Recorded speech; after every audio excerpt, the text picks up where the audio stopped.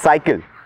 The word itself refreshes a lot of childhood memories, and today these e-cycles have the potential to be the new urban commutes. Hi, this is Nishant from the Mobility Aficionados, and today we'll have a detailed review about the e-cycle from eAddict.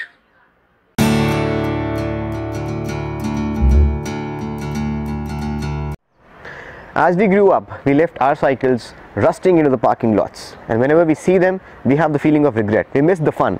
But now, with the battery revolution, it's time to get our cycles back onto the road, because cycling is fun with the e-revolution and it keeps you fit and is eco-friendly.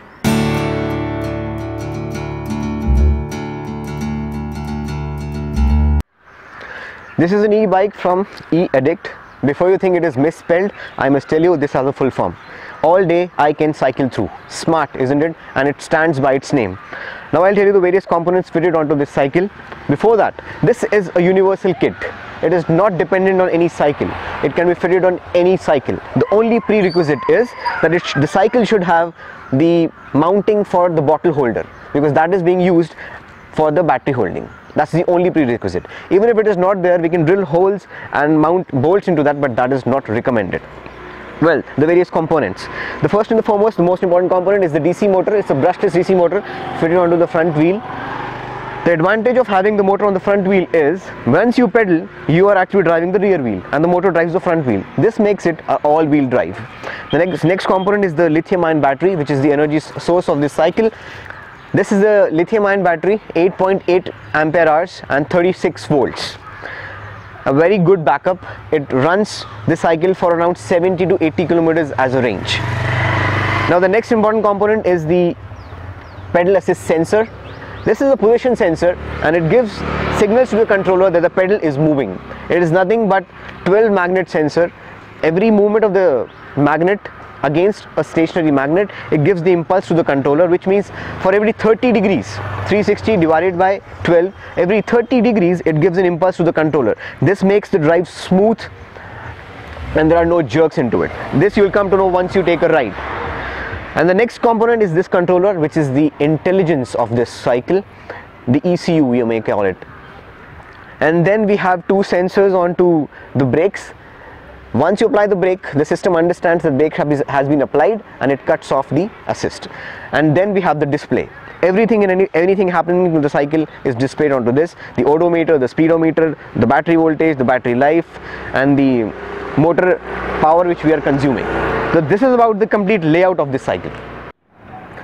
Now this is the instrumentation on the handlebar. To switch it on, you have to long press this button, and once you do that, now the screen is on. The first and the foremost important thing in this is there are assist levels.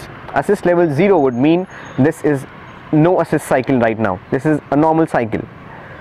Once you increase it using these up and down buttons, assist level 1 up to level 5. 1 will give you the minimum assist and 5 will take you to the maximum assist level. The screen is quite simple and self-explanatory. This battery indicator shows how much battery is remaining, the time for this particular trip. This is the trip odometer, the temperature outside, and these two come into picture only once you are riding the cycle. This is the speedometer and this particular screen, part of the screen, shows you the amount of wattage you are using of the motor. Now this is screen 2. You can switch between the screens by single press of the middle button. This is the next screen. This shows you the average speed, and this average speed is recorded over a particular trip only. Once you set the trip as 0, this also becomes 0 and it records the average speed of that particular trip only. This is the total cycling time for this cycle, and this is the total odometer. So I've already clocked more than 1200 kilometers of this cycle, and this is the temperature. And this is the third screen. This also captures the maximum speed which you have clocked in your entire trip only. If you set the trip as 0, this also becomes 0, and this captures the maximum speed of that particular trip, and everything else is quite the same. This display also has a backlight. By long pressing the up button, you can get that on. If you see, this gets highlighted because it's sunlight. You may not be able to see the light, but this is quite bright. In the night it is easily visible. And then also when you apply the brake, this symbol, if you see this symbol, this gets activated. You understand the brake has been applied. Well, this is how the display looks like when it is backlit. Absolutely clear.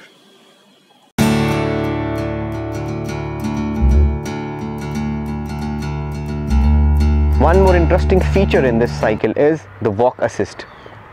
Well, when you are dragging the cycle, when you're walking with the cycle, you actually drag it. So you are putting load, you're applying the load to make the cycle walk with you. But this feature helps you to get rid of that load. It's also just by long press of this bottom button, it actually runs at a speed of 5 to 6 kilometers per hour. So you don't have to drag it, it walks with you. I'll just demonstrate that. I'm long pressing this down button and I have to keep it pressed. So this is walk assist.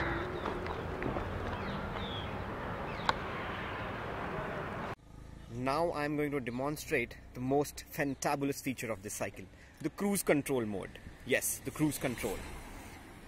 I am at assist level 1. I can choose any assist level I want. I'm starting to ride the cycle and you can see the speedometer coming into action. You can see the value of the speed, and also on the right of the speedometer you can also see the wattage of the motor being used. As I said, now while I am pedaling, I have to long press this bottom button while pedaling, and now you can see now I'm not pedaling at all. Now this is cruise control. This is going to take me at the same speed until and unless I apply the brakes. Once I apply the brake, the assist goes away. And one more important feature, you just saw the battery was getting charged when I braked. That is regenerative braking, which means when I'm not pedaling and I apply the brakes, the battery gets charged. That is regenerative braking. So guys, this is all about the reviews about this cycle. I hope you liked it. If you have any questions, you can put those questions in the comment down below and we'll get back to you with the appropriate answers. Let's bring our cycles back onto the road. Let's have fun. See you in the next video.